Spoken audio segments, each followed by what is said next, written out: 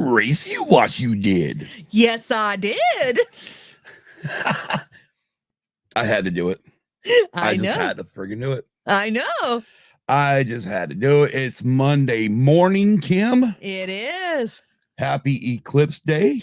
Yes. More than likely, we will be sleeping through the eclipse, but we won't be seeing much over here in our neck of the woods. No, we won't. Anyway, so what does it matter? Yeah. If you are out and about today and you are in the path of the eclipse, what's up? You making sure you can hear everybody? I'm making sure. Yeah, I'm making sure I can. I didn't know if my mic was working. Spencer. Hey, Spencer. Hey, guess what, bud? Neither have I. Spencer's like, what's up? Guess who hasn't fallen asleep? LOL. Neither have I. Neither have I. So we're all in the same boat. Even though I know I said after book club last night I was going to go take a nap. That did not happen. No. Not at all. But yeah, I was just saying that if you are in the path of the eclipse, just make sure you got glasses on before you look up. We don't want anybody to ruin their eyesight. No. Other than that, man, let's get into this, Kim. What do you think? I say let's do it. Where? Hey, right on, Spencer. 90% totality. Nice. Nice. I was in probably around 80, probably between 80 and 90 in Nevada when they had theirs, and I didn't have glasses, so I was using my phone. Literally, held my phone up like this to look through my phone to kind of see it, and you can't see the actual sun, or you can't see anything going on with the sun, but there's a little spot on your, like a glare on your phone, where you can see the everything kind of going across. It's like, oh, okay, that's kind of cool. Yeah. Morning, little girl. Morning, LG. But yeah, it's neat. Out of my lifetime, I've only lived in one place where we had 100% totality. I have that was, gosh, early 80, I think it was either 80 or 70, somewhere in the 70s, but between 77 and 81 is when it happened. What? Water, please. Water, please. Why? Water.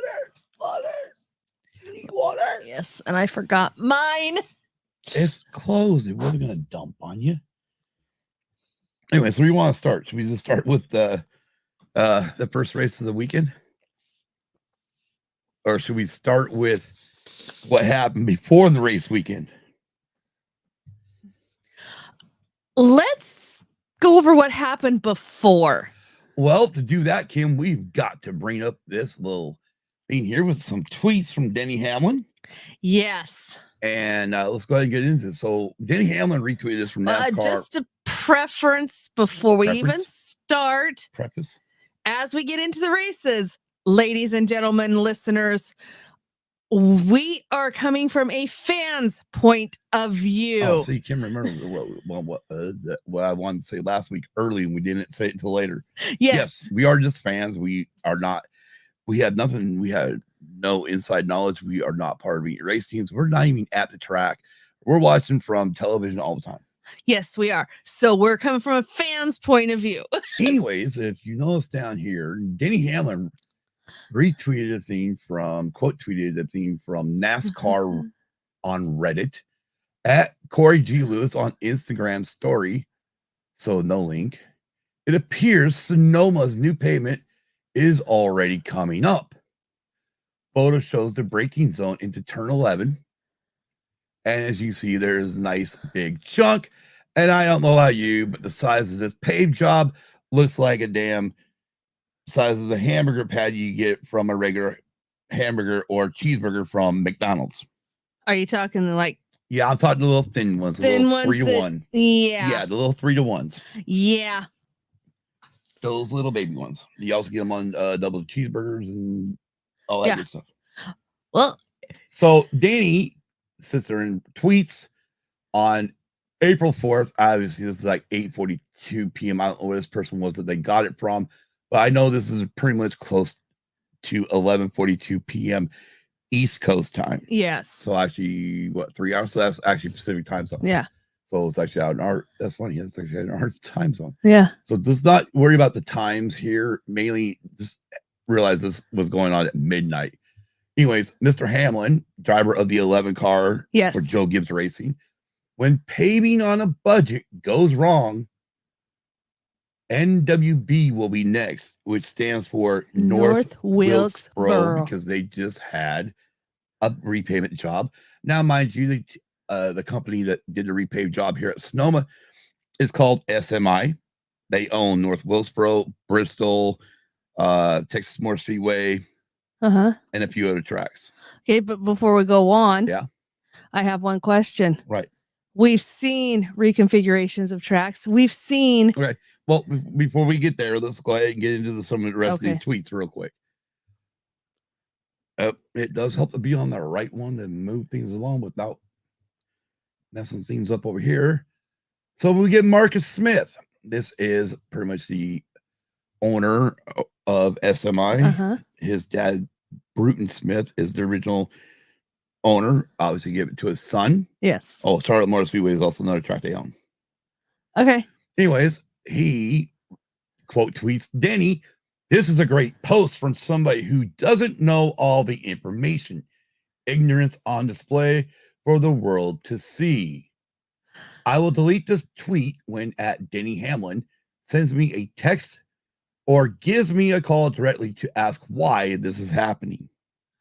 And just to let everybody know, and we'll let him know. We'll let. And again, so what happened was, I'm going to explain this at the end. The reason why there's all these different times because I didn't get all these off. I got some of them off Twitter, from like Jeff Gluck and stuff. As he reposts, he had a lot of them repost the next day, because by the time we got the next day, things changed. They did, and we'll go over that. Right. And the reason why we're allowed to show these tweets. Well, we're not. I mean, they're out in public space, so we're allowed to show them. Anyway, so here we go. Here's this thread. Here goes the tweet thread. Okay, I'll do Denny Hamlin. Oh, you're gonna do Denny Hamlin? Yeah, we'll go back and okay, here we go. Kim's gonna be Denny Hamlin. You sound like Denny Hamlin? No. But I'll read his tweet so that way you're saving. You don't need to delete. We've seen your reconfig record. Now he's speaking of Atlanta right now. Oh, no. He ain't just speaking of Atlanta. He's speaking about Atlanta. He's speaking of the reconfig they did on Bristol years ago, the reconfig they did on Texas, and some of the other reconfigs they've done. So I mean, Denny's not. Oh no. Denny's talking. But the most recent one is the one for Atlanta. No, he talking about Atlanta because Atlanta was a good race. Yeah.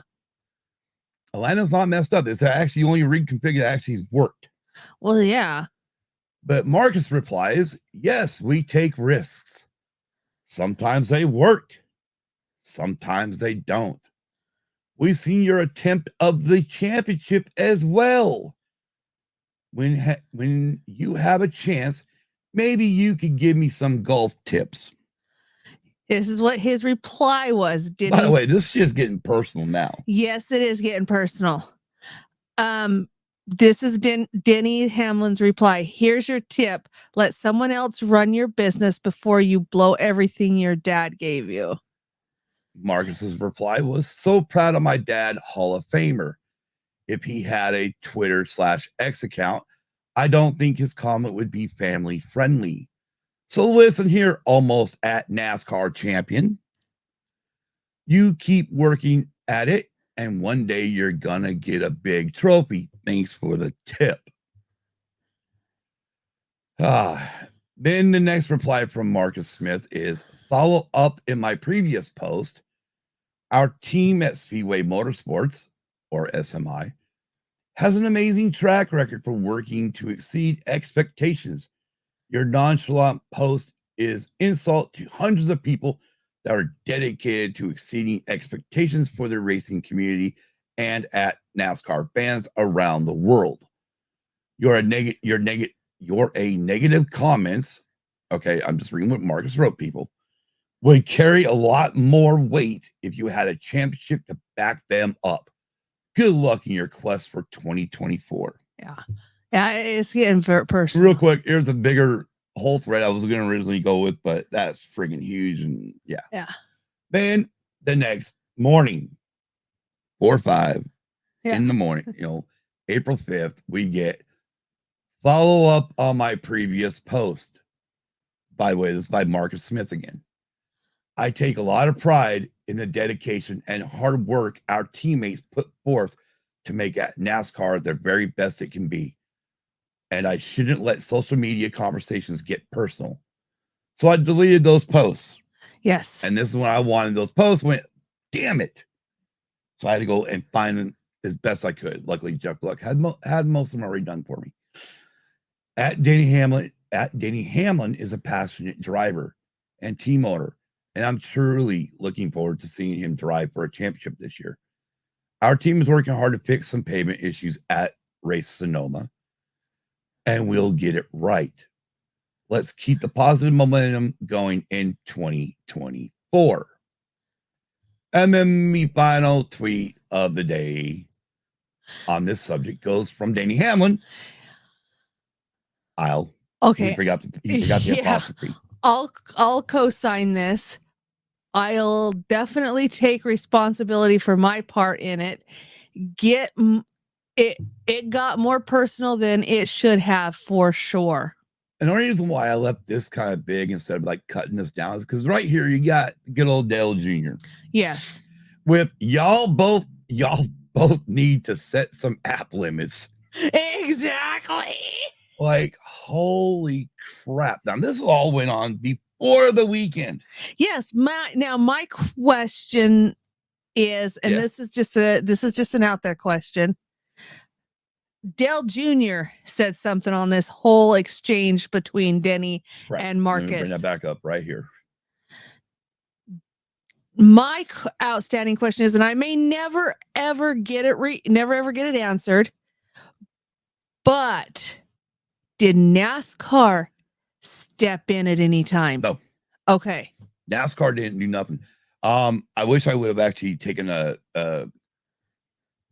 pulled one of the interviews with Denny over the weekends after practice, and he talked about it for a little bit, and he admitted that no, things got way personal too quick. And I mean, honestly, you had Jeff Gluck at one point tweeting, because I mean, Jeff Gluck's in Denver, so he's out on our way, where we're able to see most of these posts going live. Yeah. And he's even like, did one of them get hacked? Mainly, he thought Marcus Smith and I got hacked because Marcus isn't like this. You don't, I mean, especially attack a driver and an owner. Yeah, exactly. I mean, I get it. He's pissed off at what Denny said, and I agree. The friggin' negativity was like, okay, Denny, I get it. You don't like half the reconfigs. I know the drivers don't like half the reconfigs that have happened from them SMI, but you know what? Sometimes you got to take risks in this business. You know, I mean, hell, NASCAR just took a risk on the damn next gen car, and we'll get into that later. Right. But, so again, sometimes risks work and sometimes they don't. Well, look at the risk they took at Atlanta Motor Speedway. They ripped it completely up, reconfigured it, and now it's, this year here, we had one of the best races yet. Yeah, see, that was my question. When they did the repavement on Sonoma. Morning, Nicole. Did they actually tear it up like they did Atlanta, or did they just pave over it? No. So what I got from listening to the teardown, and this is part of the reason why I didn't get no sleep, because I listened to the teardown, which is Jeff Gluck and Jordan Bianchi, who both work for The Athletic, but they're on Dirty Mo Media. They do a show called The Teardown shortly after the race. Obviously, I didn't get to be on live. We were doing edits. We had our show going on, plus we were in book club. So by the time I got done, I got to finally watch their show. And Jordan Bianchi talked about it, where what he had heard is they've gone in, and you know how like when you've driven on the freeway or roads and they've stripped off the first layer? Good morning, Hannah. Hey, Hannah. Right. And they stripped off that first layer. Well, that's what they did. They stripped off that first layer and then they paved over the top of it. That's why you got that, let me get back to it. That's why you got that very thin layer of, that's why you have that very thin layer of asphalt right here on the repave that I swear to God looks like friggin' 3-to-1 burger from friggin' or 4-to-1 burger, no, 3-to-1 from McDonald's that goes on a hamburger or the cheeseburger. Okay, I understand being on a budget. I understand that completely. It's not the budget. Everybody's on a budget. But if you're gonna do a track, why not tear it up? Because maybe it's worked in the past. That's You know, true. I mean, it was probably just a it was probably just a miscalculation. no, it wasn't a miscalculation. It was a temporary fix to get through this season. That's the way I look at it. I look at it as being a temporary fix to get through this season. Once you got past whatever races, whenever all their snowmobile races were done, then you can go in and start if you need to rip it down. But then again, according to Jordan Bianchi, he did state that SMI has a track record of this, where they go in. NASCAR owned tracks. NASCAR will go in and rip the whole freaking track up down to bare bones. Again, SMI did that with Atlanta. Because they had to change Atlanta. They couldn't keep Atlanta the same. But SMI, I guess, has this normal history of going in, removing the top layer, and adding a very thin layer of asphalt. The problem is and this was a sports car weekend, like IMSA was there. Okay. So we're talking, cars that, got a lot of downforces, like F1, just like NASCAR. Yeah. So, and the problem is, I guess, also North Wilkesboro is not as major as this. Not as major as this, but I guess there has been some issues with the asphalt already. Oh, okay. Which is, again, we got All-Star Weekend, which is at North Wilkesboro this year. I know. Which, it's supposed to be better, but if it's not, we're in trouble. Yeah. If this happens at North Wilkesboro, you're going to lose All-Star race. You're going to, the whole All-Star race could go to hell in a handbasket really quick. Yeah, it could. Because there's no fixing this. No, there isn't. Not when you're there for a very short time. If this happened on a Saturday practice, and you had a Sunday race, you got overnight to get it fixed. Yeah. But were you going to have the late models there? You're going to have, I believe, the truck series is there. I think so. I think I think even Xfinity is going to be there. I believe so. And then Cup cars. You ain't got time for something like this to happen. No. If this happens, whatever race it happens on, all the other races are going to be affected. Yeah, they are. This is bad. Well, yeah, it is. And I'm not going to go throw SMI under the bus like Denny did. Holy crap. No. Damn. At one point I'm thinking, when I'm reading it, I'm thinking, Denny, get off the sauce and go to fuck to bed. That's what I'm thinking. Yeah. Because I'm thinking Denny's been drinking the bottle a little too much. Yeah. And no, he wasn't. It's like, oh my gosh. But anyways. But yeah. So that started the weekend for racing. Yes. Now let's go ahead and get into the Japanese Grand Prix. Which was a snooze fest. Why is that, Kim? Oh, just the normal. Oh, let's just run away with it, Max. It's like anymore. You might as well just hand the race over to him. Just hand it over to him, huh? Yeah, just hand it over to him. So are you saying we just cancel the rest of the season and just give Max the trophy for all the races? It's getting to that point with me, yes. All right, well. And no, he is my driver, but I don't like the way Kim's a weirdo. Kim is a weirdo. I'll give Kim credit because I know we give her crap all the time about the Patriots and stuff, but when her driver, her team, they start winning too much, she's even tired of them. Yeah. Even though for some reason she still gets pissed off when you mention the Giants beat her Patriots. No comment from the peanut gallery.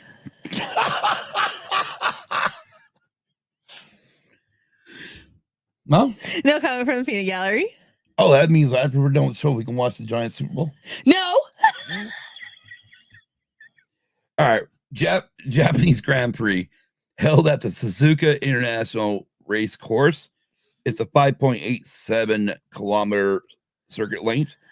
Number of laps is 53. First Grand Prix was 1987. Race distance is 307.471 kilometers. Lap record, 1 minute, 30 seconds, 0.983. That belongs to Lewis Hamilton in 2019. Yep. Now, I believe that is the race lap record, not the qualifying lap record. Yeah. Anyways. Little girl and Nicole put laughy faces. So we're going to do it differently this time. We're not going to go team by team by team by team. No. We're going to start right at the bottom. We're going to talk about the DNS first. Yes. one DNF. What? Well, the first two DNFs were Ricardo, Alex Albon and Daniel Ricciardo for wrecking into turn number 3. I still don't understand how that even happened, but that's okay. What do you mean? It's like somebody was not paying attention. Well, this is exactly what happened, Kim, because I had the FIA report. Because, after the race, they did the investigation. And unfortunately, when this happened, we got a red flag. Yeah, we did. We weren't even full lap into the damn race, and we already got a red flag. Yeah. Like, oh, damn, we're in trouble. Yeah. Anyway, so let's go ahead and read this little FIA Formula One World Championship stewards report. We got car number 3, Daniel Ricciardo, Visa Cash App, RB F1 team. Time of Japanese time, by the way, was 2:04 p.m. Yep. Session race. Incident between cars 3 and 23 approaching turn 3. Alleged breach of Appendix L, Chapter 4, Article 2D of the FIA International Sporting Code. And first of all, the decision is no further action. Yes. Anyways, the reason is the stewards heard from the driver of car number 3, Daniel Ricciardo, and the driver of car 23, Alex Albon, team representatives, and reviewed positioning, marshalling system, data, external and in-car video evidence. The explanations of both drivers were aligned as to the facts of the incident. On the approach to turn 3, the driver of car 3 noticed car 18, by the way, which is Lance Stroll. Yeah. On his left, so he was looking this way, left, and stated that he wanted to give that car sufficient room. He stated he didn't look to the apex, the corner. So he didn't look to his right. And he looked to the apex of turn 3 and did not see car 23 on his right. The driver of car 23 stated that he thought he could overtake car 3 on the outside into turn 3. But then suddenly realized that car 3 had not seen him apply the brakes but could not avoid the contact with car 3. Accordingly, we determined this to be a first lap incident and decided to take no further action. They also state this: if this incident had occurred on subsequent laps or without the presence of the third car 18 again, a different determination would have been made. Yes. So that's what happened. Daniel Ricciardo was looking to the left, saw Lance Stroll, and said, okay. To avoid a collision with him, right. Well, let's swing out and let him by. Because unfortunately, hits Alex Albon, and they go careening up into the wall, rip up car 23 pretty bad, rip up the tire barrier that's up against the wall, which gave us the red flag. And then after the race, we find out that, we got China race in 2 weeks. And Williams, depending on when they get the car back to their home base, depending on what the car looks like, will depend on whether or not they can repair Albon's car for China, which means they could be going into China with one car. And it ain't going to be Logan Sargent. And more likely, Logan Sargent, the American driver, will not be racing in China. No, he won't. That's fine. And that will. Alex gives you a better chance of points. Oh, yeah, he really proved that last week, didn't he? I knew I could get you going. Anyways, after the restart, I don't remember what lap number. I should have wrote that down, but I didn't. My bad. 3. No, when Joe Guan Yu went out? No, it was later in the race. Yeah. Anyways, he had a mechanical issue. Team had to retire the car, gearbox problem.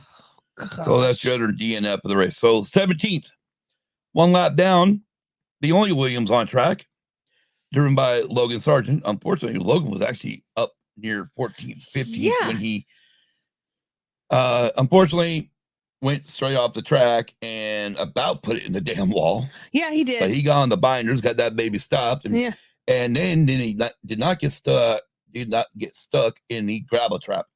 Yeah, which was amazing. Which was damn amazing. And so at that point there, Logan did, unfortunately, missed the last car running.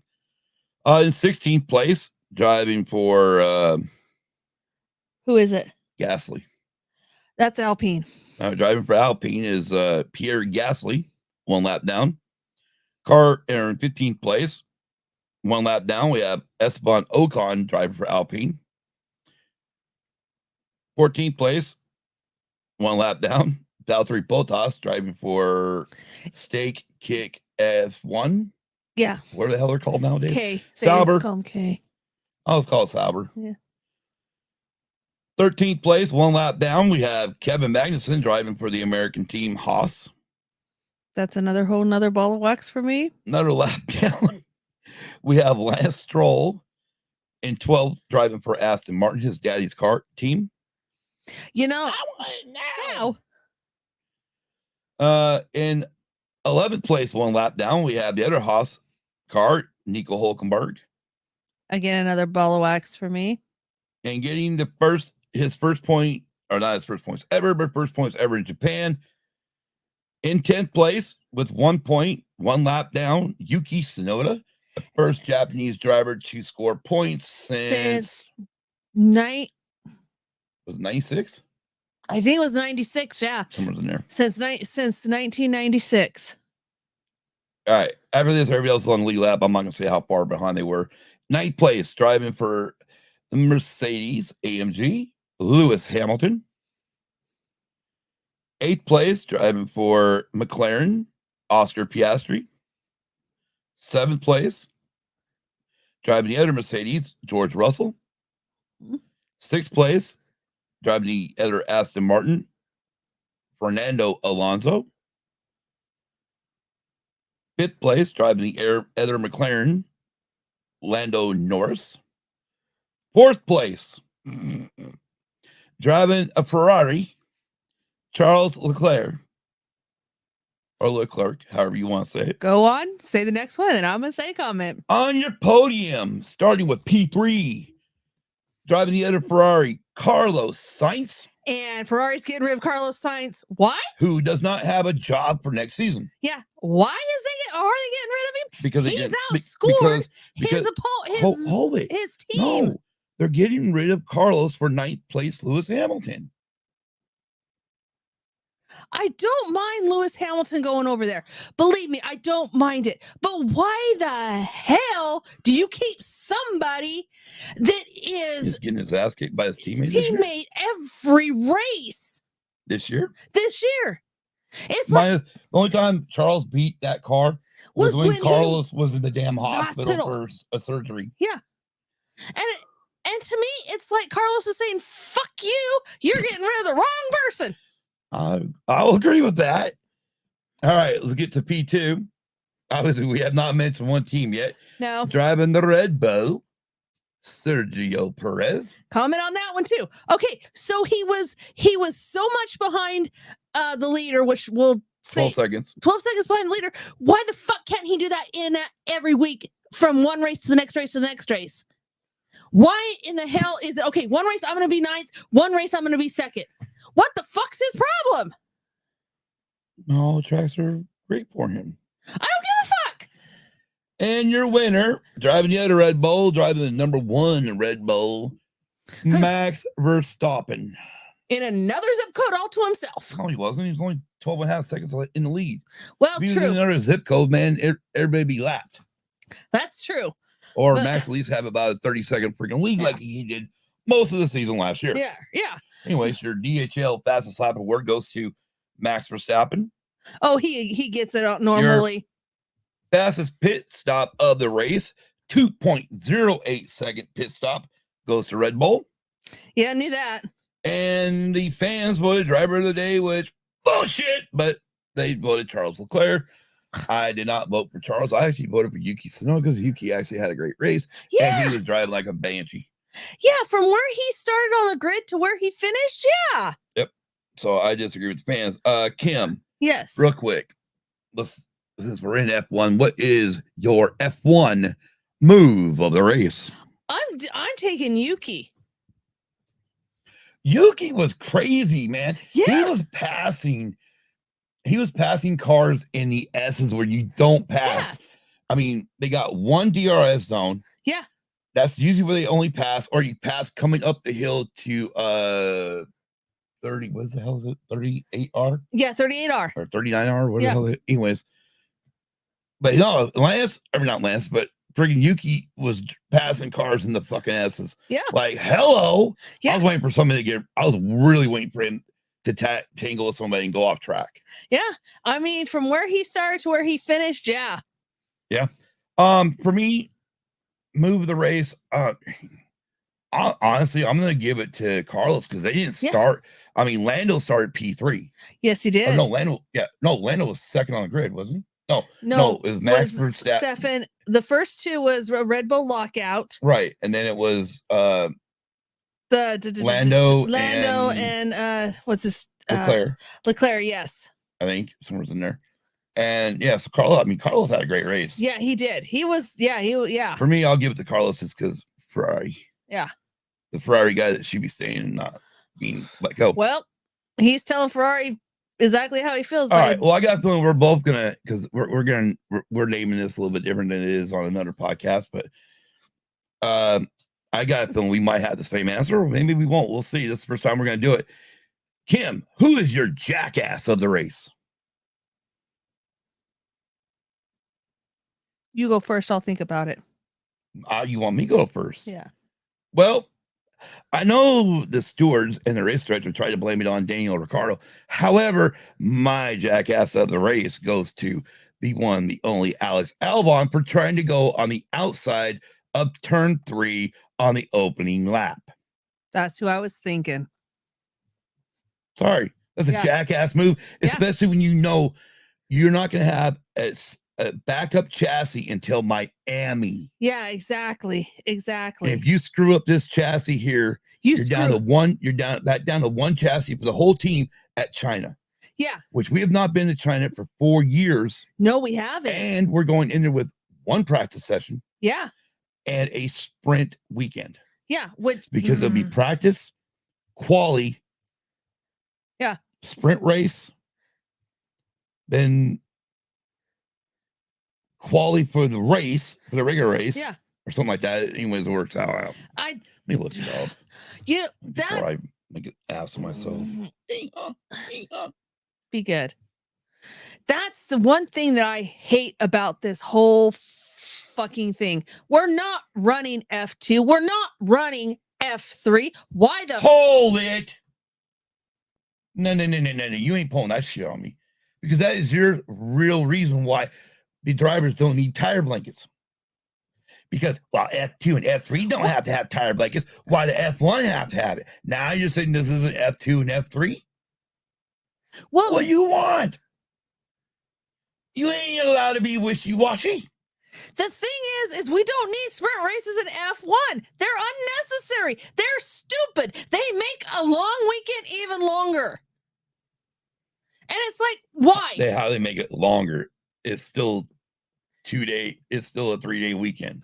Okay, so it makes you're all not right, gonna get. Here we go. You got practice 1, FP1 on April 18th, sprint qualifying on April 19th, then the sprint race on April 19th, then qualifying for the race on April 20th, and then the race on April 21st. Bullshit. Somewhere's in there from us, because I mean the race for us is at midnight. That's bullshit. Anyways, that's what's coming up in Japan. That's bullshit. All right. Anyways. That's China that they're going to next. China, Japan. You're right. China. That's bullshit. Good. Because I don't agree with the goddamn fucking sprint races. All right. Now, we've done move. We've done our jackass. Yeah. Who? Unless you got a different jackass for the race. No. Do I dare ask you the jackass of the season? Please clarify. Well, I was wondering if you already have a jackass like for the whole season. Yeah, please clarify. What do you mean, please clarify? Because I think it's Ferrari for getting rid of the wrong person and keeping the wrong person. Kim, this is for you. Is that who I'm thinking of? Ferrari, yes. So far, yeah. It might go back. It might go to Williams if they only end up with this fucking 2-car thing the rest of the season. Yeah. Where, no, Logan's got to sit out 20 of the 24 races. All right. Who would you give driver of the day to? You can say Max. I mean, Max did nothing wrong. I mean, I don't give a shit. He was the winner. I mean, what more can you say? He won the race. He's been winning the race. Okay, he got pole. He won the race from the pole. He had to drive like a motherfucker. I mean, he had to drive. Yeah. He had to keep the car on the track. He couldn't make no mistakes. The only reason I'd give it to him is because he actually tied. I believe you're telling me he tied Schumacher. You're right. He did. He tied three. Yeah. Max became the second person to ever win the Japanese Grand Prix from pole 3 times in a row. Yeah. The only other person to do that was Michael Schumacher. Yeah, and that's the only reason why I'd give it to him, because he actually matched one of the greats of F1. Like I said, mine earlier, I did say I would give it to Carlos. Yeah. I mean, is there anything else on that? Anything else you want to touch on with F1? No, just Williams better get their heads out of their asses and figure out how they can get both drivers on the track. Okay, this is what Kim wants Williams to do. James Valles, if you happen to be listening, my wife and me want you to do this. Please get your shit together. All right, should we get in the NASCAR then? Oh, please, let's do. By the way, you guys like the title of this episode? Because we're gonna get into the Cookout 400 from Martinsville Speedway. By the way, yes, that's why it's called the Japanese Cookout 400 Grand Prix. Yeah. Yes. Yes, Kim's ready to get into this. And there's going to be some bitching from me. Well, before we get into it, we're going to have a little bit of fun here. We're going to give some interesting information. 40th anniversary, not quite. 40th anniversary isn't until April 29th, but hey, this is the only time we're going to race in Martinsville in April. But anyways, April 29th, 1984 is actually the 40th anniversary. Yes. For Hendrick Motorsports, or back then as they were known, All-Star Racing, very first win at Martinsville by Jeff Bodine driving the number 5 car. The win saved Hendrick Motorsports. Rick was ready to close up the shop. Hendrick has won 14 NASCAR championships since that first win, again on April 29th, 1984. Before Jeff Bodine's win, though, team owner Rick Hendrick told his driver and new crew chief Harry Hyde they would have to shut things down just a few months into the venture. Bodine had success at the Virginia short track in the modified and late model ranks and was confident he could put together a solid run. Both he and Hyde were able to do more than that. Bodine led 55 laps, including the final 49 circuits for the win. He passed Bobby Allison, who had led over half the race with 49 to go in the 500 lap event. And I quote, knowing it might be the last race, that added some pressure to it. Once you get into the race car, you get dialed into the race, all that goes away, and you are just thinking about what you got to do. At Martinsville, you have to keep the fenders on the car. You got to save the brakes, which was a key back then. At the end of the race, as soon as you come off the corner, you start pumping the brakes to make sure you have brakes at the end of the straightaway. We did that. We did all of that right. We beat them all. We didn't inherit the race by anyone falling out. So that made you feel really good. The good thing was we won. Let's call Rick up and pray that this keeps the doors open. And it did. Jeff Bodine said, end quote, Jeff Bodine said of going into the Martinsville race. Which, if he had not won, we would not have got champions like Jeff. Well, I mean, okay, yeah, go ahead, go. Yeah. Champions like Jeff Gordon, Jimmy Johnson, drivers like Dale Earnhardt Jr. Well, no, because Jr. was already in DEI. You just wouldn't have had him move. Honestly, I think Jr. would have went to Richard Childress instead of staying at DEI. I know, but what I mean is he eventually went over and drove for Hendrick. Where would Kyle Busch first ended up? Because he ended up at Hendrick Motorsports first. Yeah, Kyle Busch, you wouldn't have ended up with some. There's a lot of drivers where you're like, well, where would they have ended up if Hendrick had closed those? Had there been no Hendrick Motorsports? And here's the other thing: if Hendrick had closed its doors, they would not have. They would not have been 8 days of thunder. Exactly, and they would have not won as a company the 14 championships because they've got you got 4 with Jeff, 4 with Jeff, and then you got 7 with Jimmy. You got one with Terry Labonte, Bonnie, and one one with with Chase Elliott, and one with Kyle Larson. Kyle Larson, yeah. So you wouldn't have had drivers that were coming up if there was no Hendrick. Well, it's not that. I mean, flat out, without that, I mean, Jeff would have been in NASCAR regardless. Yeah, but like he was already in Ford. I mean, when he went from, he was already with the Ford teams. He would have just came in under like maybe Penske or something. I mean, even when he made the jump over there at Hendrick, people were like, "You're kind of like what they did to Lewis when he left McLaren for Mercedes." And what they're going to do when he leaves Merc for Ferrari. Right. But anyways, Rick Hendrick and his wife Linda were not at the track that day.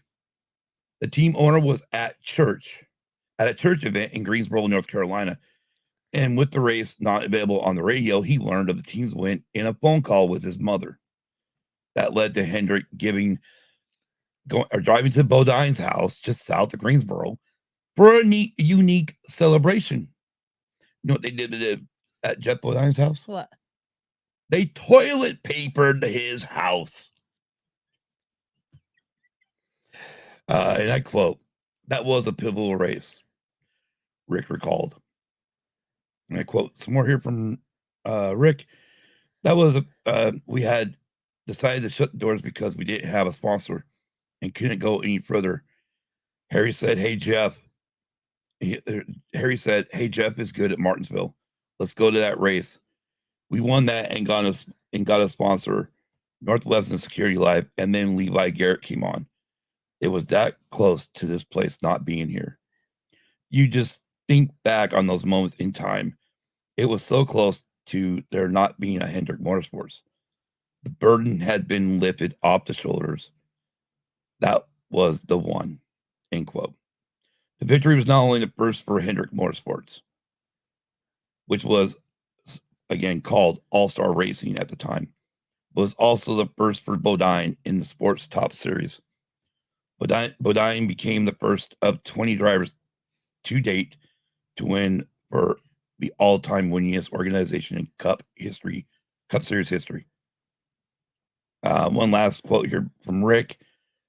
"I think about it all the time, that had we not won that race, there wouldn't be a Hendrick Motorsports, and we wouldn't be going after 300 wins. Or we wouldn't have won 300 wins," Hendrick said, end quote. And this article is taken from HendrickMotorsports.com after William Byron won Hendrick's 300th race last fall at Texas Motor Speedway. Yep. Yeah. Now, we had one other neat little thing go on. There was another milestone. It was the 6,000th race for Penske Motorsports across all disciplines worldwide. Yep. Now, what's really unique about Martinsville, Kim? The water. Clock. The clock? Can I have water? Yeah. Agua? Yeah. I like the clock. It is. Is there anything else interesting about Martinsville besides the clock? Are you talking today or just no in general? I'm just talking in general, like the shape of the track. Well, it does. What do we call it? It does look like a paperclip. Right. We call it the paperclip. Yeah. Anyways, the first grandfather clock, little history for you, was given in 1964 at Martinsville Speedway and produced by Ridgeway Clocks of Ridgeway, Virginia. By the way, I found something interesting. Even though we call the speedway is called Martinsville Speedway, it's actually in Ridgeway, Virginia.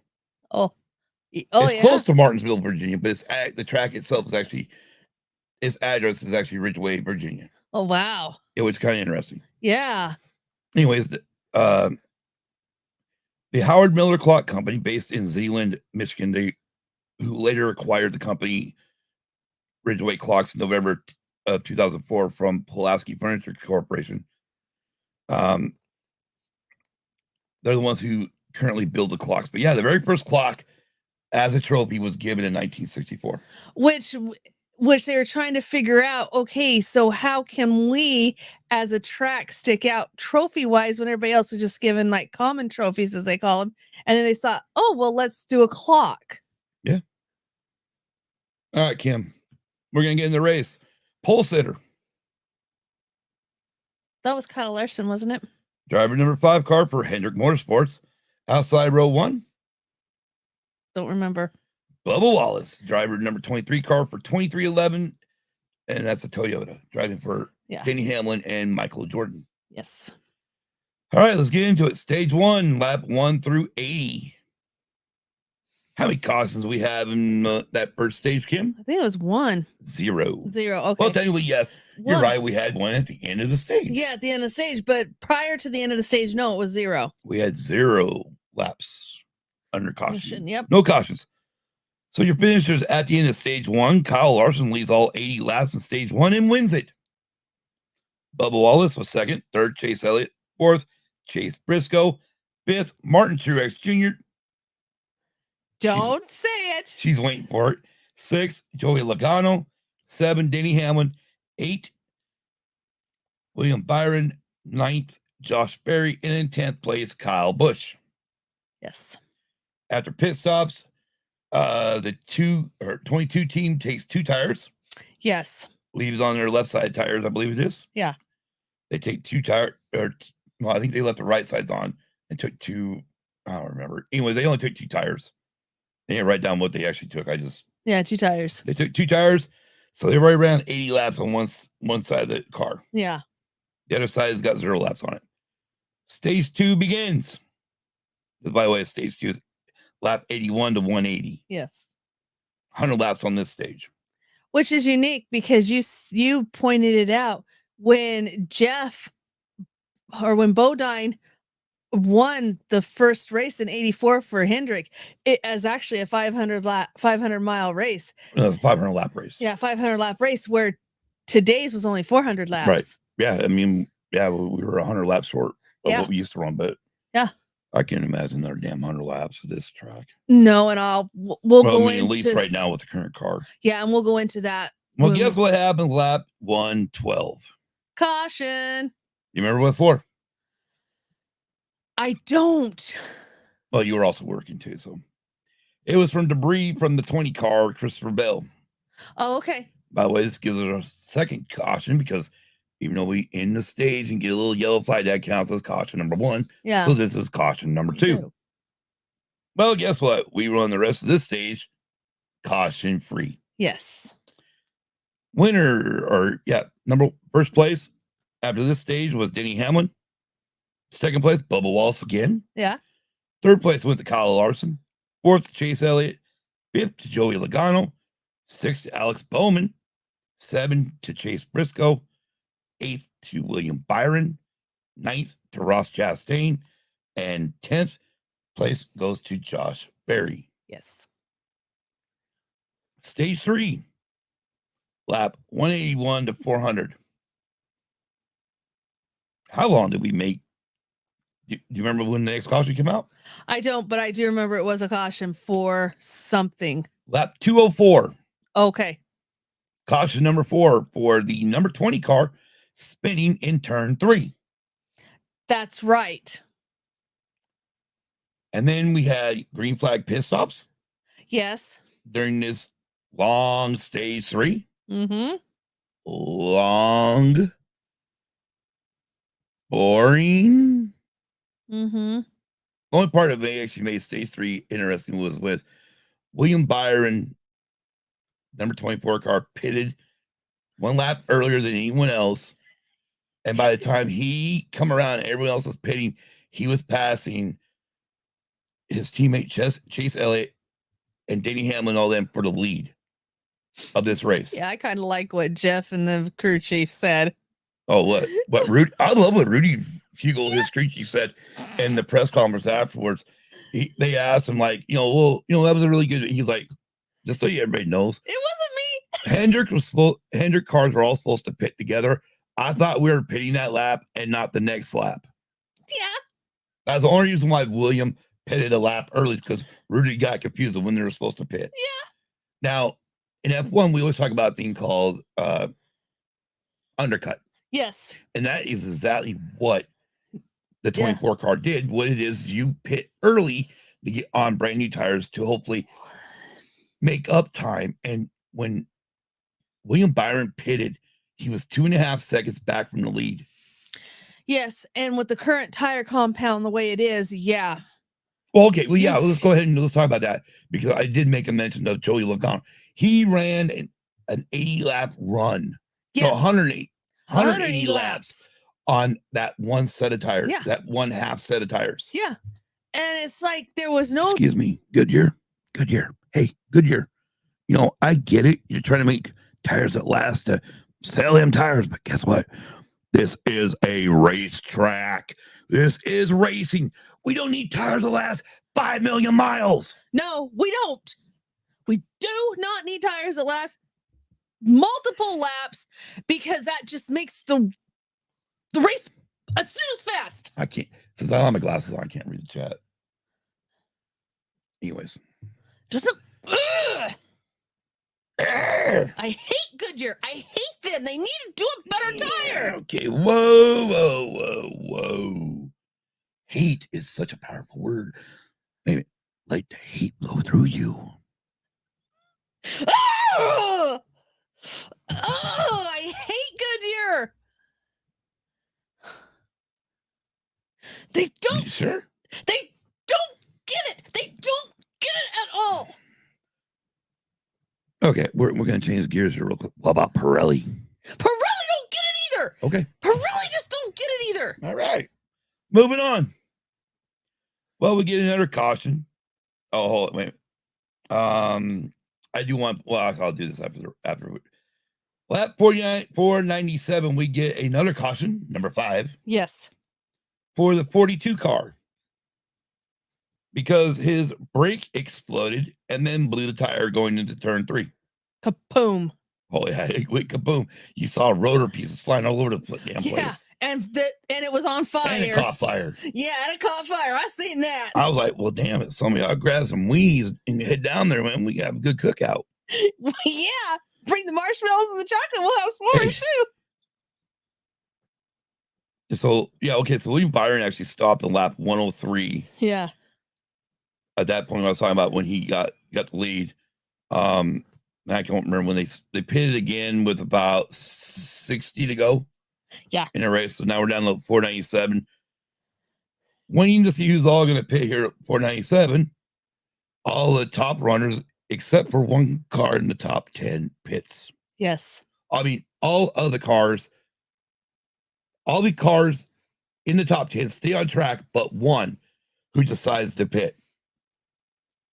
Hey, Denny and Chris Gabehart. When the whole top 10 stays out on the track, you stay out with them. What the fuck are you thinking? You stay out with them. I mean, you ain't gonna get a win. I mean, Denny, well, I mean, I'll say where he, I don't have it. I do know where he finished. I will say where he finished at the end of this. Anyways, during stage 3 Fox broadcast, they were showing a camera showing the foot movement of number 17, Chris Buescher. Oh my.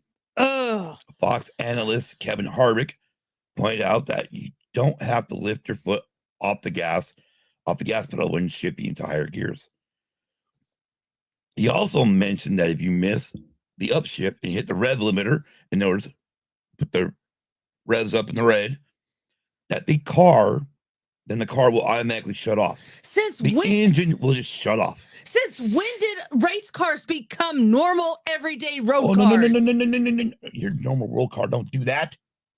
You miss a shift in your normal road car, and if you put in the wrong gear, you're blowing the damn engine. My point exactly. Anyways, hold on. We're not done yet. So all you have to do is just get your foot off the gas pedal, and then the engine fires back up. I wrote this. Are you ready for this? Crazy days with this new car. Oh, it's more than crazy days. So we finally get our green white checker over with. We get the 151st Martinsville race is over. and there's new milestone that gets set. There is. In 10th place, we have Chase Briscoe. 9th, and I'm leaving you guys on edge on that one. 9th place went to Ryan Prix. 8th went to Alex Bowman. 7th went to Tyler Reddick. 6th to Joey Logano. 5th to Ryan Blaney. 4th to Bubba Wallace. Great finish for Bubba. Yeah, excellent finish. Top 3, your podium.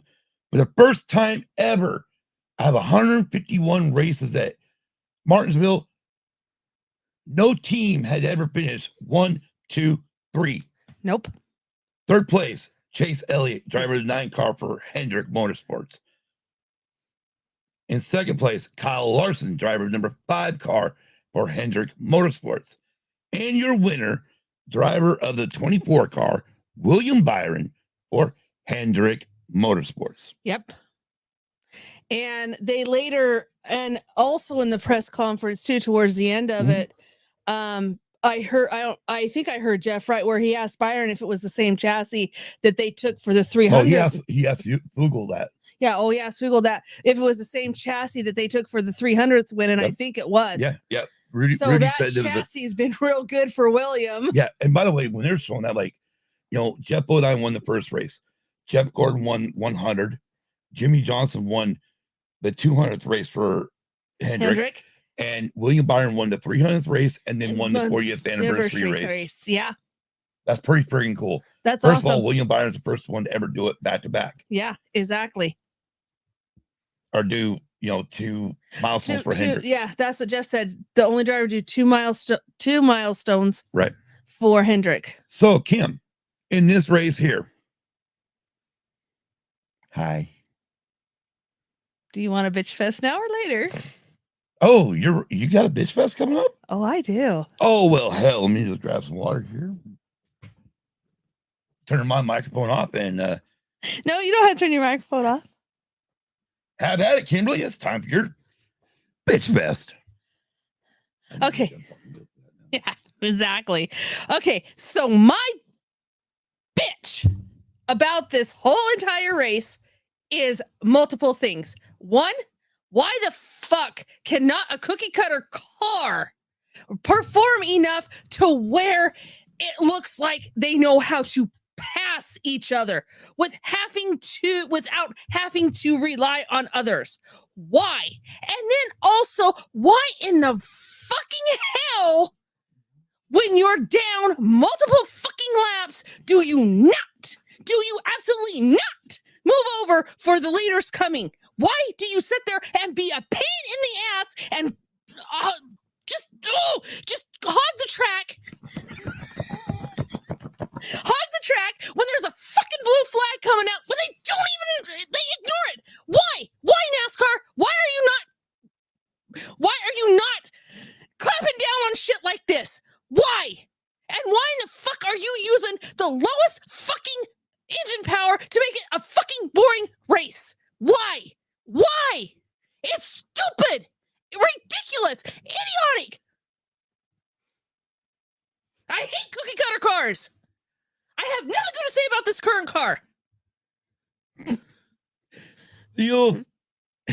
First of all, our new neighbors over there, they're like, I'm waiting for a big knock at the door for me to cost one of these days because of your rants here at 2 a.m. But besides them, anyways, I laugh at you because I saw the same thing with not only your sister, but also myself during the COT or Car of Tomorrow when we got those cars in the mid 2000s. There's a lot of stuff going on with those cars. We were just like, are you effing kidding me?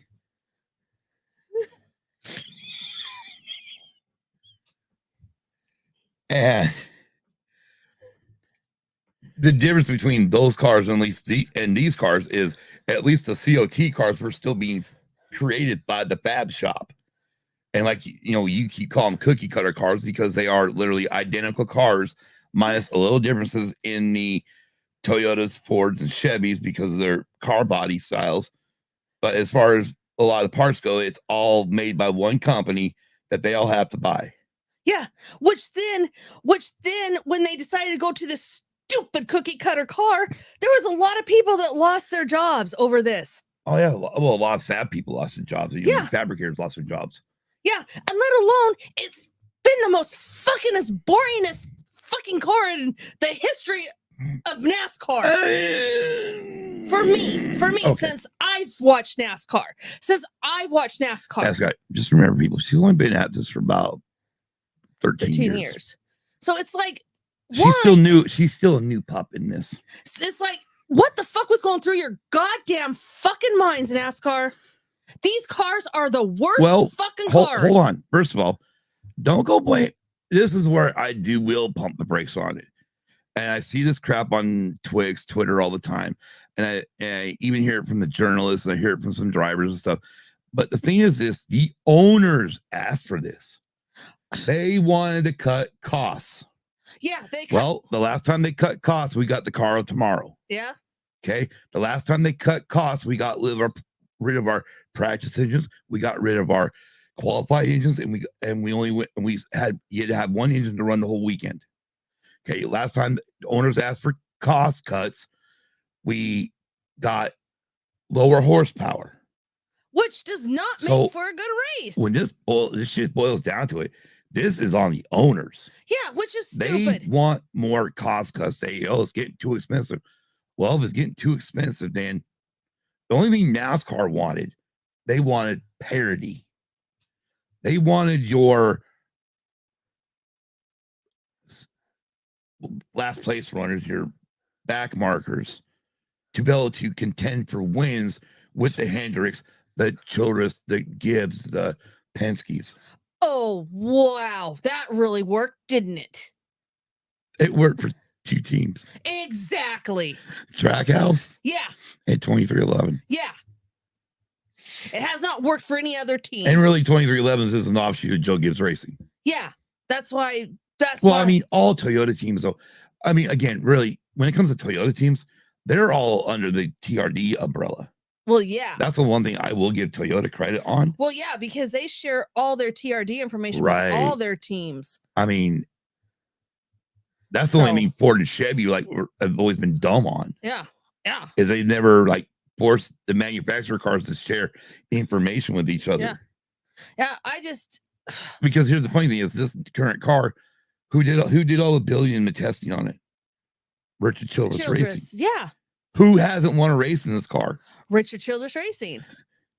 Out of all the Chevy, who besides Trackhouse with Chastain, yeah, of the Chevys, who's won most races? Hendrick, yeah. And it just goes back. It just goes back to what happened before this stupid cookie cutter car. You're still having the top teams run up front. You're still having the top teams win. Well, I think I said it, Kim. I think that was first year of this, as you're calling it, cookie cutter car. the current gen, or this next gen car.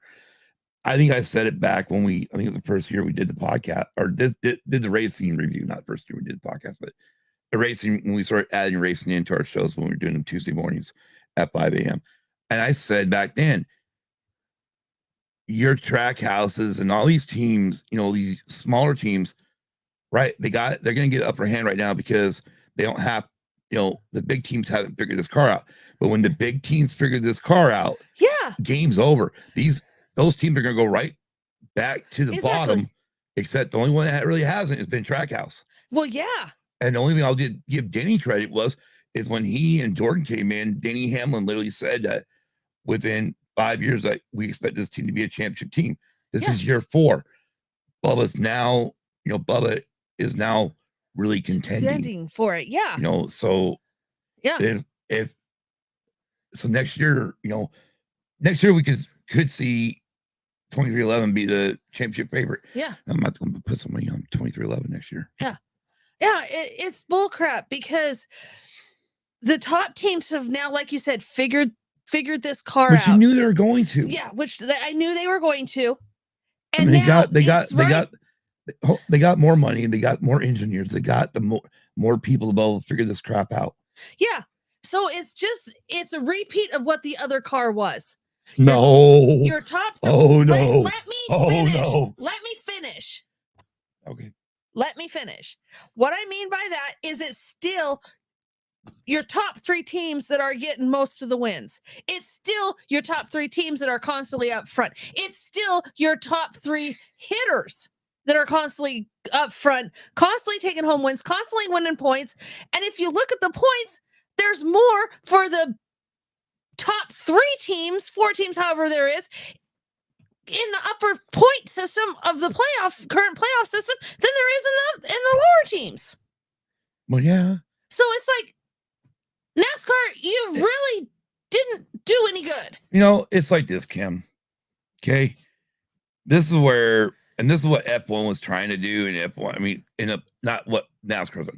What F1 is trying to do is they're trying to make it kind of even across all 10 teams. And they drastically filled up their car too. Well, yeah, because of the fact that you got, again, teams like Williams.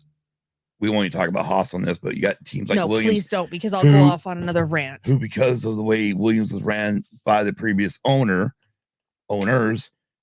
are way behind the times on all their like shop upgrades and stuff like that. Yeah. And really, right now, the current Williams team should be given kind of like a padded extra amount of money. Okay, you guys can spend an extra $10 million on upgrading your in-house items. Yeah. But they're not getting that. So this is where F1 under the current system is failing. Yeah, exactly. Now, that's what I mean. The problem is, like I said back then, back when this next gen car started, is you're going to see eventually, as always happens with NASCAR, the cream will always rise to the top. Well, yeah. And it has. And the only ones and again, Trackhouse is not winning as many races anymore. No. Everybody wants to go blame what Rick Hendrick said at one point about Ross Chastain to tone him down. Well, and then supposedly Justin Marks, the owner of Trackhouse, says something to Ross. If Justin says something to Ross to close him down, to make him change the way he drives, that was a dumb fucking move. Yeah, but see, I thought it came out later that he didn't say anything. Yeah, that's what he come out and said. Yeah, he came out and said that he didn't say, he didn't relay anything from Hendrick to Ross, and he told him to keep driving the way he's driving. Right. Again, Trackhouse is a midfield team. Yeah. Once in a while they'll get top 5s, in the top 5, top 10s. But they're back to being where they were, a midfield team. Yeah. Exactly. Your bottom piece car 66 today. At one point was like, I heard Freddie tell Bubba, okay, he's like 5-6 laps down. Why is he even on track? Yeah. Well, and then just to kind of finish off my little bitch about cookie cutter cars and stuff. Cookie cutter cars. They really should start somehow implementing rules, penalties, whatnot, in that if you see a blue flag, you are to move over. I know F1 you have 3 laps to move. No, you don't have 3 laps. One? No. You only have one lap to get moved.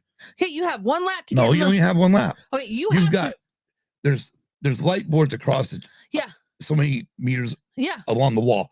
You got 3 of those light boards to get your ass out of the way of the leaders. Yeah. Or you're going to get a penalty. Yeah. And I'm sorry. In NASCAR, understand it's different. We don't have light boards. But these tracks are big enough. Regardless if you see Martinsville, if like today, like Corey LaJoy would not get the hell out of the way. No, I get it. He don't want to go down a lap. But when you're going around 4 or 5 laps and you're still being shown that passing flag. Yeah. Get the fuck out of the way, bro. Exactly. And that's what it was. I was actually off of my only phone call from work that I got yesterday and saw that flag drop about 5 times for the same driver.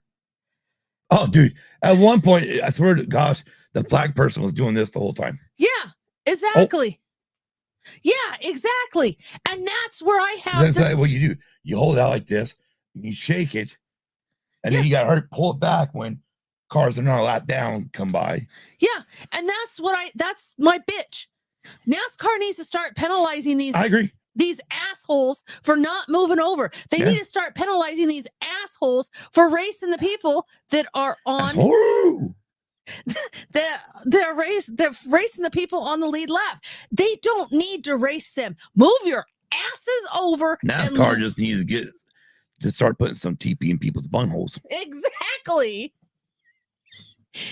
And in their mouths. Yeah, exactly. Move your asses over. Let the leaders go by. You ain't gonna win this race. You're already multiple laps down. Fuck off and move over. Well, and the worst part of it is, before, and I know Lunar Girl, and then I know Dragon Buddy.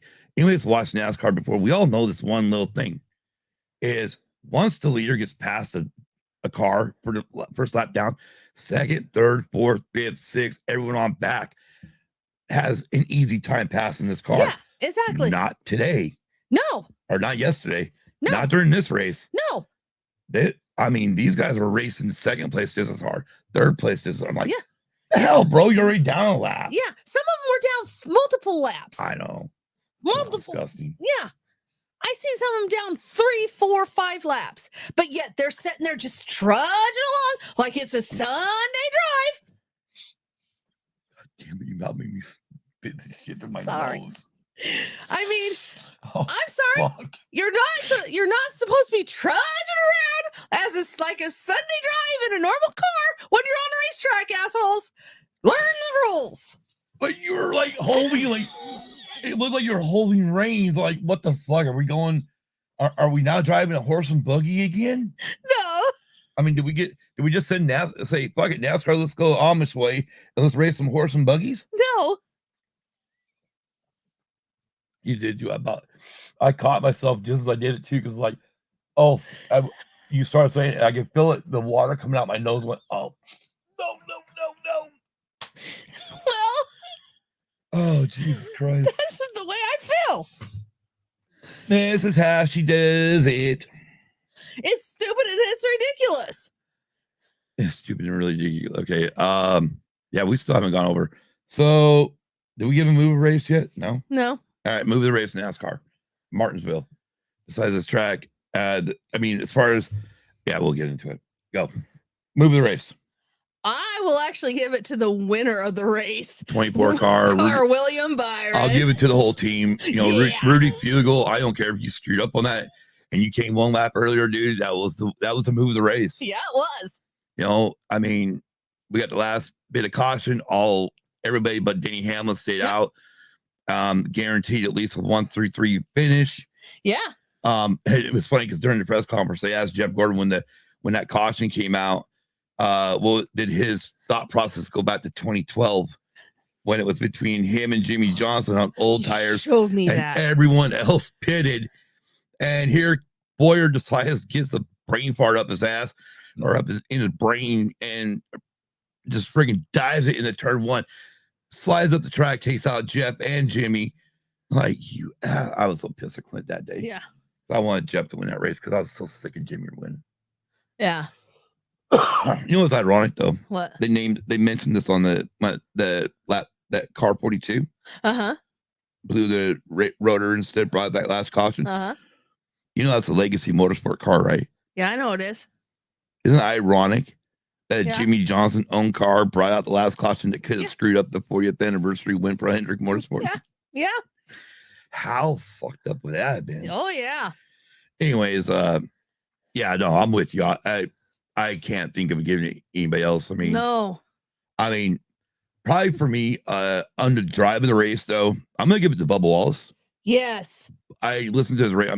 Lately I've been listening to Bubba a lot, and Bubba Wallace has really matured the last few years, especially this year. He has. He don't get as pissed off in the car anymore. No. There's times where Freddie, even through today, Freddie's like, no, just let him go. Let him go. Calm down. We're good. And Bubba's like, man, he can go. I'm fine, bro. I know what it is. Previous relationship or times with Bubba that Freddie's like, oh shit, this is gonna get him going, and it's not. So no. Bubba's really showing maturity. At one point in stage 3 there, he was down in 8th place, 8th and 9th, and I thought, oh fuck, here we go. here's where it's gonna come out now. Here's where Bubba's gonna, the old Bubba's gonna, and again, it didn't. He just, hey, you know what? We'll get, and he got the seventh, got the sixth. Yeah. Then got passed by a couple guys, and or by one guy. Everyone else was like laps down on new tires passing him, but he was kind of sitting there in sixth place. And then that caution come out, and I mean, he almost broke up the 1, 2, 3. Yeah, he did. He almost. He was side by side with his buddy Chase Elliott. Yeah. Coming to the checker. Yeah. And he almost broke up that Hendrick 1, 2, 3. Yes, he did. So, but yeah, I mean, for me, move the race, I'm going to give it to Bubba for having a great, an overall great day. Yeah. Oh, I agree with you. I mean, besides when you're pit, everybody's going through the pit cycle, obviously you drop down in the 20s, but other than that, he was in the top 10 the whole day. Yeah. And I know it's not really a move, but it is a move because of how Bubba's been before. Yeah, exactly. That's what I was going to say. And again, Kim's got the best move of the race, honestly. Or I guess I'm not calling. No, we're doing driver of the day. Yeah, the driver of the day. Yeah, so I'm gonna give it to Bubba. Yeah, same here. He didn't have to pass 500 million cars or whatnot, but it's just the fact 400 miles. Keep your cool for 400 miles. And being smart for 400 miles. Yeah. Even when the pit crew kind of had a problem, he kept his cool. He's like, okay, guys, don't worry about it. We'll get it next time. Yeah, exactly. It's like, wow, you really matured as a race car driver, Bubba. Yeah. And I'm enjoying listening to the radio. Yeah. I mean, I also enjoy when they go off the fucking handle. I mean, it don't matter. That's why I used to listen to Junior and Junior and TJ talk when Junior drove, because Junior would go off about almost everything. Yeah. Well, yeah. Anyways, driver of the day, Kim. Who you got? I agree with you on Bubba. Okay, we're in agreement on this. Okay. The only thing I'm going to preface, or not preface it with, the only other comment I'm going to make is, I know he's not my driver. I know he is the fans' driver, but to finally see Chase come back to what he was before his accident last year is amazing. Yeah, he was up in the top 10 most of the day.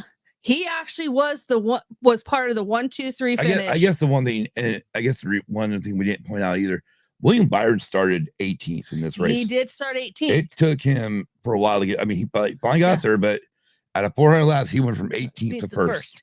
Yes, but I agree with you on Bubba, because just to see how much he has grown as a driver and matured as a driver. And it's awesome to see. But again, like I said, to finally see Chase be in the top 3, finally see him back to almost where he was before his accident is so, I guess as a fan, it's nice to see.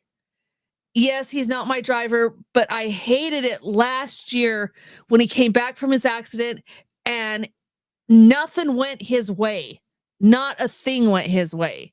And now finally he's going, I can't let that bother me anymore. And so he's finally coming out of it and finally going, oh, okay, I can actually do this. It's a confidence booster for him, is what it is.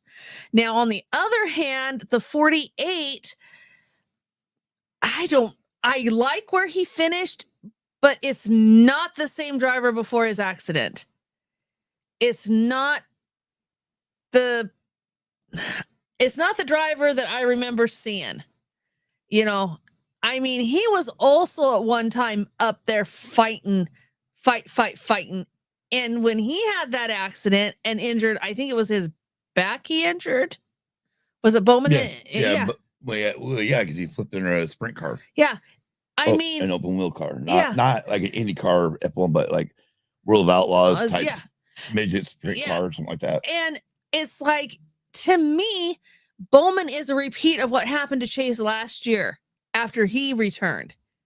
Well, yeah, I mean, they both got hurt last year. Yeah, and it's like, and Chase is starting now to finally come up. Yeah, and Byron needs to find his confidence again. He needs to find what brought him to NASCAR. What does he enjoy about NASCAR? What did he enjoy about running in, say, the top 5. You know, Well, first of all, let's make one thing clear. We don't know what he feels in the car. well, yeah, You know, because one thing about being in these race cars, regardless of F1, IndyCar, or NASCAR, is they will always, anytime they talk to a driver, they will always talk about you can feel the car starting to slip yeah, through your butt. yeah. Well, yeah, You know, so they can start feeling it, you know, and who knows, with him having that back injury and having to have surgery and all that stuff, you know, maybe he don't have the same feeling he used to have. I don't know. yeah. Well, yeah. That's what I'm. And then again, yeah. who knows what, you know, maybe I don't know who his crew chief is. Maybe his crew chief hasn't figured out the new car. Well, yeah, but you know, that was where I was actually gonna go with it. One thing I will say, this was a rare occasion. You've got 3 Hendrick Motorsport cars in the top 5. 5, yeah, You know, all 4 were in the top 10 yeah, at the yeah. end of this race. But usually with Hendrick Motorsports, 2 are in the top 5 and 2 are somewhere out to pasture. Out to La La Land. And the next time you get 2 up the top 10, it's the opposite 2, and the other 2 are back in La La Land. Yeah. I like pasture better. Yes, pasture is better. Anyways. Out in the pasture, yeah. All right. Time for it. Okay. NASCAR, who is your Kim jackass of the race for the Cookout 400 at Martinsville? Oh, mine's not just one. Mine's every fucking driver that was a lap down that did not pay attention to the blue flag and did not let the lead lap cars by. So every fucking driver that was a lap down. I am not looking up how many drivers were a lap down. Except for maybe Martin. I know he was at one time a lap down. At one, yeah, but that was through like pissed off shit. No, he pissed on the lead lap. Yeah. But anybody else that was 1 to 5 laps down, get your fucking ass shit together and move over and let these people on the lead lap go. I'll give the 66 car, David Starr, did look up that one real quick. I guess they never mentioned this on the broadcast. I guess they pulled him out around lap 311. Or supposedly for a steering issue, which might be truthful. I don't know. Yeah. But he actually did get the fuck out of everybody's way. Well, I know, but I'm not. I know. I'm just saying, but I mean, he did get out of everybody's way, but no. My jackass of the race is going to Chris Gabehart and Denny Hamlin for going down pit road in an overtime situation. I know. I don't understand why you'd even do that. If I was crew chief of that, it would be okay. If 5 cars come down pit road, then we'll come down. Then we'll, 5 top 10 cars will come. But if no cars, if no one in front of you comes down, stay out. Yeah. Sorry. You got a better chance of fucking having a better position just by shoving your way through. Yeah.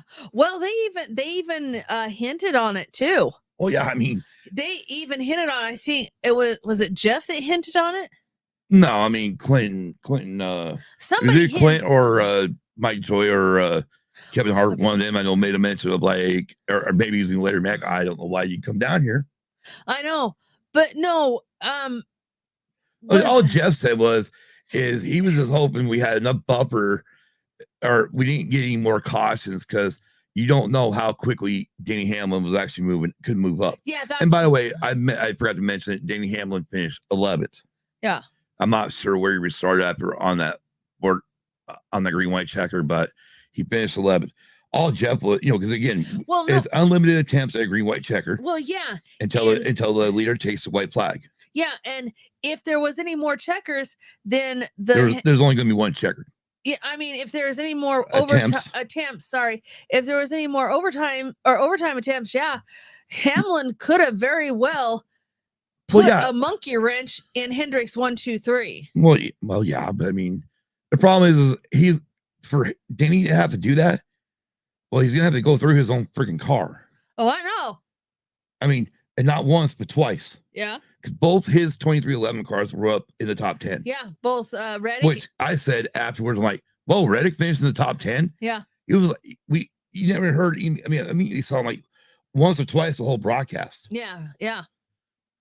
And the only reason why I knew Bubba was that most of the times because one, I'm on his in-car radio, Radio, and I'm mhm. watching his in-car camera, Yeah. which is nice on NASCAR.com. Yeah. Unfortunately, got paid for that crap. I know, and I think you're the only one that has a subscription. Yeah, but to we'll it. just log in or me. So If you want to watch Martin. Well, I watch the big TV back there. So. Well, I was gonna say, yeah. I mean, yeah. I mean, you rather get the. I mean, I don't watch that. Well, only time I'm looking at that is during commercial breaks. Yeah. But at the same time, you got to remember you're 3 laps on the NASCAR.com thing. You're like 1 to 2 laps ahead of where you're at on TV. Yeah. Well, So, I couldn't do that anyway because I wouldn't be able to, 1, put it anywhere, and 2, it would still have to be on mute. anyways, Kim, your overall rating of Martinsville Cookout 400. So I don't have to give it a percentage, right? No, this isn't the teardown where I'm like asking you what the good race poll is going to be in percentage wise. How about just a letter grade? A, B, C, D, or F? Or if you want to say A plus and pluses and minuses in there, go for it. F. Are you giving it F because of the track, car, or tire? Or tire? Actually, the track, I'm not giving it because I'm not giving it an F because of the track. No, because if they had a decent car, then that track would actually probably be a good passing track. It's because of these stupid Gen X cars or next gen cars or whatever. Yeah, next gen cars. Hey, don't call it Gen X. What the I'm fuck's sorry. your problem? I'm sorry. It's because of these next gen. I'm call you a fucking millennial yet? No, it's because of these Gen X. Thank you. That was the last thing I heard. Last thing on my mind. Please get your shit together. It's because of these cookie cutter cars. It is because of these stupid cookie cutter cars and Goodyear not understanding. Hello. To make a race, we need a decent tire. We don't need to run 180 laps on. I almost need that tire part clipped. Tire. We don't need to run 180 laps on 2 tires. That you talking tire right there. That one little part went from you started here with tire and it fucking octave like that. Yes. Like holy shit. And that's the reason why I'm giving it an S. Besides the fact, yes, an F. Beside the fact that. Yeah, those are the main reasons. It was a little bit boring, but yet it was a little bit. No, it was a lot more boring than what you're saying. Yeah, it was actually a snooze fest. Okay, it was actually really a snooze fest. Honestly, we cut out 350 laps of it, let him run 50, and we'll call it good. Yeah, exactly, and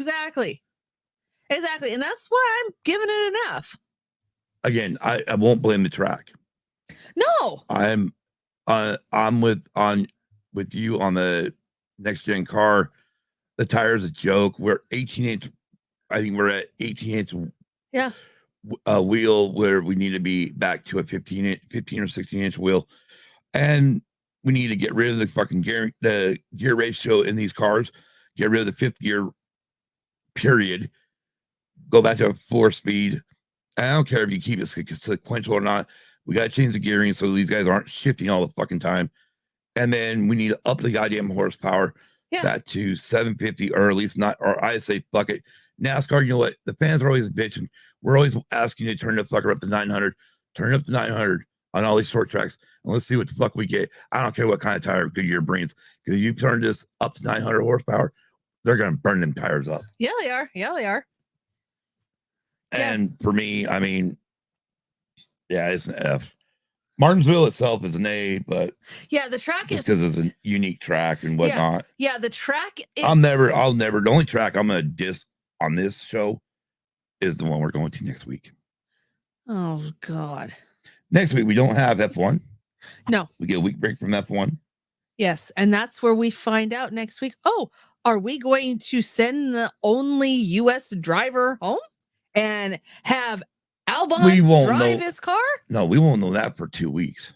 Yeah. I mean, April 21st is the race. Yeah. But no, getting back to your point, just to bounce off your point, yes, the track itself, I will give an A to. It's the race itself that's an F. I'm not even gonna dog freaking Texas Motor Speedway. It isn't there. I mean, it's not the track's fault. I mean, No, that's SMI's fault for doing the reconfig they did. yeah, because it was an experiment, went wrong. Yep, an experiment that went wrong. They need to fix it. Yeah, they really And they don't need to fix it to make it a damn short track, because right now the short track race package sucks. Just reconfigure it to where Reconfigure it so it runs like a normal mile and a half. We don't need. Yeah. And hey, Marcus Smith, just so you know, take it from me, we don't need another Atlanta. Let Atlanta be Atlanta. Yeah, exactly. Make Texas be its own, not another cookie cutter track of Atlanta, because otherwise the rest of the mile and a half are all going to go follow suit. Yeah, they are. And we don't need cookie cutter tracks. We already got cookie cutter cars. We ended up with a bunch of cookie cutter tracks. That's how we got Texas, Vegas, Fontana,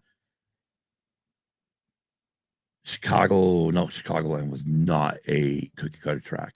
No, it was not. It did not follow suit with the rest of those. But those three I just mentioned before that. Well, you have cookie. Okay, so you have cookie Texas, Vegas, Fontana, and Fontana's gone now. Yeah, Fontana's no longer. I think they sold that and sold the land to it. They sold most of the land. Yeah. Suppose they're going to make a short track there. God damn fuckers. Anyways, so next week we got Texas Motor Speedway. Yes.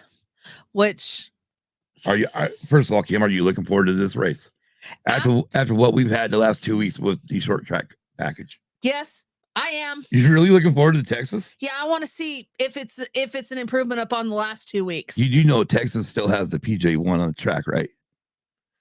Good God. Up in the top of the corners. Good God, help us all. I don't know if they're adding any more to it. God, I hope not. But I do know it's still in the top of the corners. That's one reason why I want to see Texas get ripped up and redone. Yeah. Is because I want that PJ1 off the damn track. I do too. It's unnecessary. It don't need to be there. No, because all it did ruin the track, and it ruined it for IndyCar. Yeah, IndyCar races there, and they can't even get up in it because their tires, it's like driving on ice for them. Yeah. Yes. Anyways, the PJ1 needs to hightail it fucking out of NASCAR, period. We haven't added it to any other tracks so far. And we've been using resin instead. So, and knock on wood that we don't add PJ1 back. Yeah. And any track that has had that stupid unnecessary PJ1 because they think they want attraction and that all that shit should be ripped up, reconfigured, and repaved. Well, you don't need to reconfigure a track, you just repave it. Yeah, repave it. Well, Texas needs to be a better layout. Not that kind of repave. No. I mean, dig it up to the bare bones and dig it back to dirt and redo it. Yeah, exactly. I understand it costs a lot of money to do that, but you have to do it. Yeah. And please don't make it another Atlanta. All right, so I know we never write this stuff down and figure out how close we are. Who do you think is going to be the favorite going into Texas?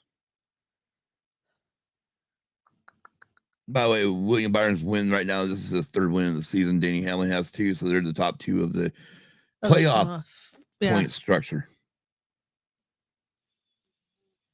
Well, I think I haven't looked at it. Know Your Driver last week was still leading the points. I don't think he is as of today. God.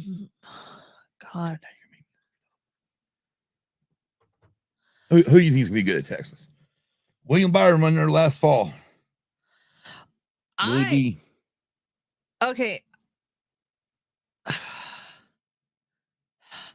I'm going to stick with Hendrick. But it could be William Byron or it could be Larson. Or it could be a 50-50 chance that Chase or Bowman wins. But I believe Texas has been a Hendrick track. No, I haven't done my homework to go look back. Just so you know, yes, as the current playoff leader points go, or current point standings, 5-car Kyle Larson is in first. Truex is 14 points back, with Mr. Denny Hamlin 17 points back. Yeah. However, if we go to the playoff picture, it goes Larson, Byron, Hamlin, Truex, Bell, Blaney, Ty Gibbs, Chase Elliott, Daniel Suarez, Tyler Reddick, Ross Chastain, Alex Bowman, Joey Logano, Chris Buescher, Kyle Busch, and Bubba Wallace. Nice. Yeah. If the playoffs were to happen today, but if they're not happening today, we got a long ways to go. Yes. And a short time to get there. I'm eastbound. Yeah, Just with watch Otto old bandit Bandit run. run. Yes, I'm gonna go ahead and do the Hendrick camp. And do the Hendrick. More precisely, let's just throw a ball in the bucket and we'll just throw a ball in a bucket of water and we'll just say Larson. You're gonna give it to Kyle, huh? Larson? Yeah. All right, well, let's see. Chevy's won a lot already this year. Toyota's already won a few races this year. Hell with it. Reigning Cup champion Ryan Blaney is going to win this race. Okay. Number 12 car, Penske Motorsports, driving Ford. Okay. Now, I guarantee I'll be wrong, but hey, who cares? And let me say one more comment. Oh boy. I said Larson, but God damn it, I hope Truex is up there.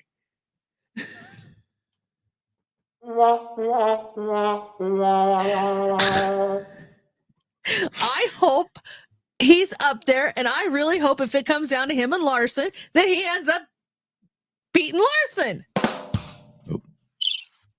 Wait a second. I don't know which button does what I anymore. know this story. That's not the right one. That's the one I was looking for.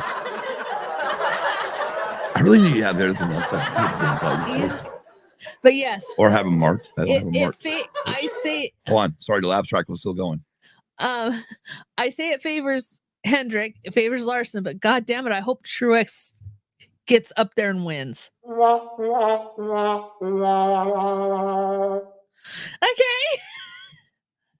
I'm still pulling for my driver.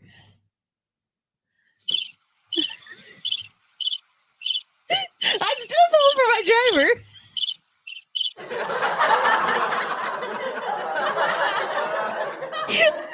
I'm still pulling for my driver.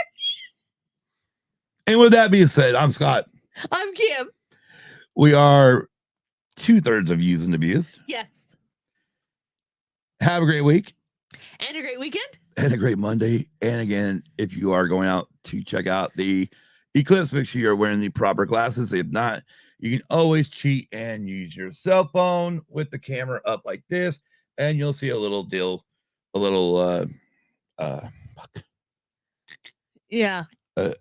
a little glare in your that actually will show you the eclipse part of it. But until we return next week, obviously we'll be back Sunday with 3.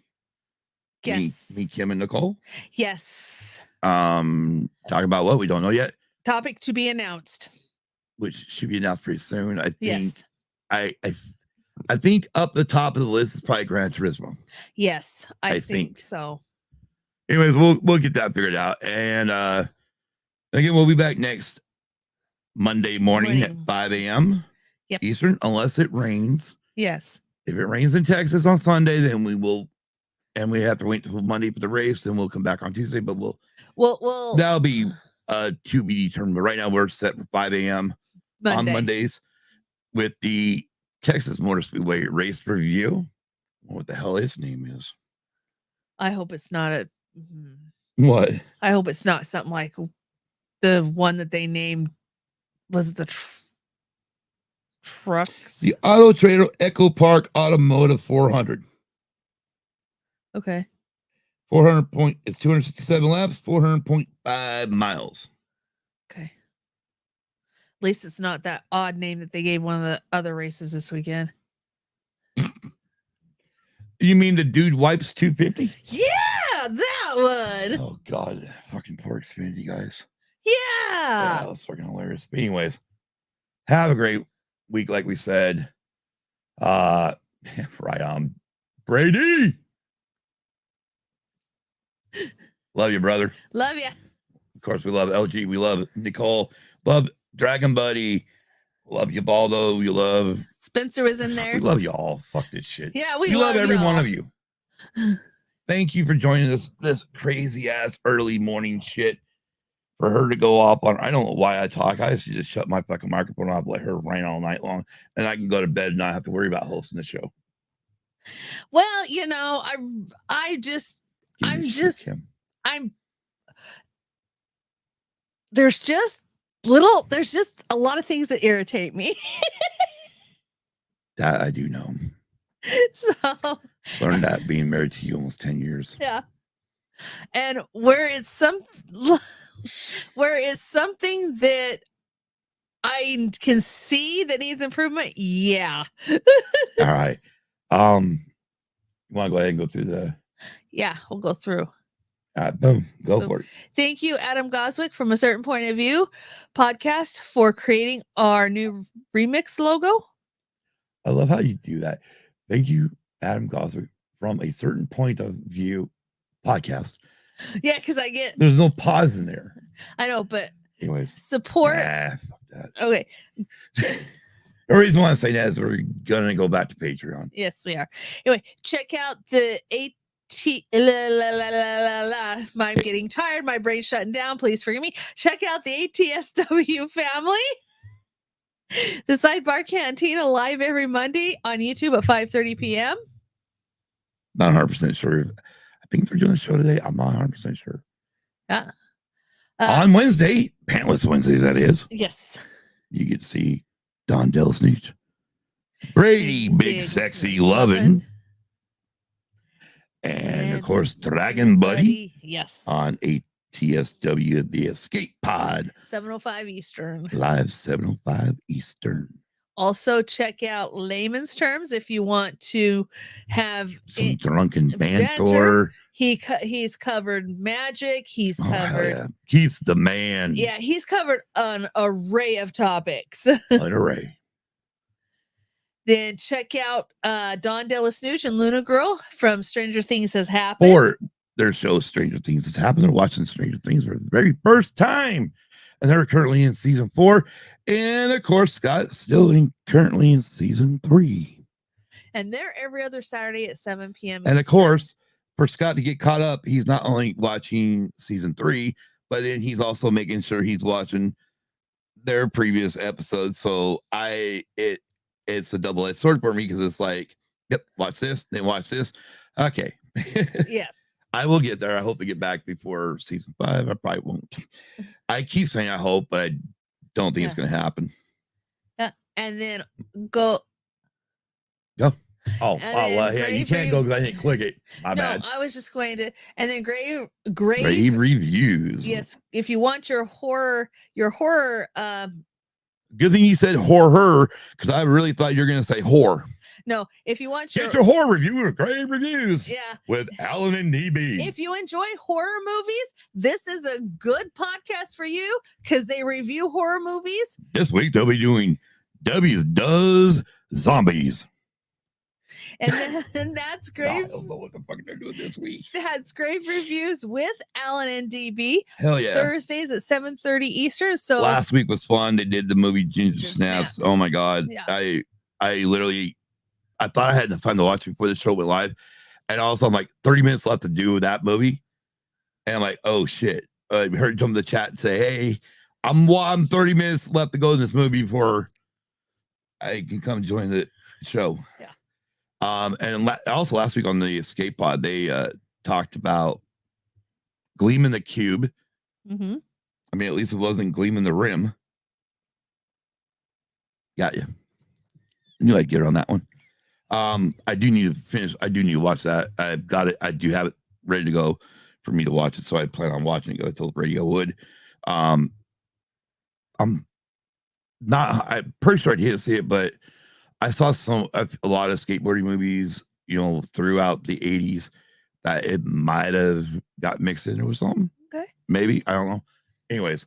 And then Sweet Studios and Explicit Noise on YouTube. And Explicit Noise just did a cover of a Nirvana song. Something in the Way. Yes. Right? Yes, Something in the Way. and they did a beautiful review of it and a No, they did beautiful. They did awesome damn cover of it. an awesome They cover of made it it. their own. Whoa. And And it was a tribute to the late Kurt Cobain. Kurt Cobain.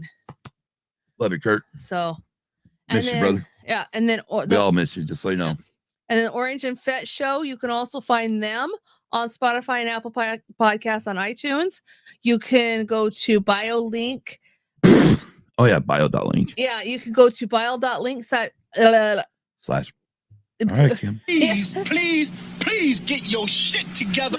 Go to bio.link/red5 to find more exciting podcasts. And all used and abused pod links can be found in the show notes and pinned to the top of our X, Twix, whatever you want to call it. Or just go to bio.link/useabusepod. Yes. And until next time. Oh shit, I'm tired. Hi, tired. My name's Kim. Good night, Kim. Everybody have a great day. Have a great Monday. If you're at work, have a great safe day at work. If you're out driving, you have a safe drive. And until we see each other again. Yes. Deuces and peace. Yes. Good night. Good night. Morning. Good morning. Good day. Wherever Peace you out. may be.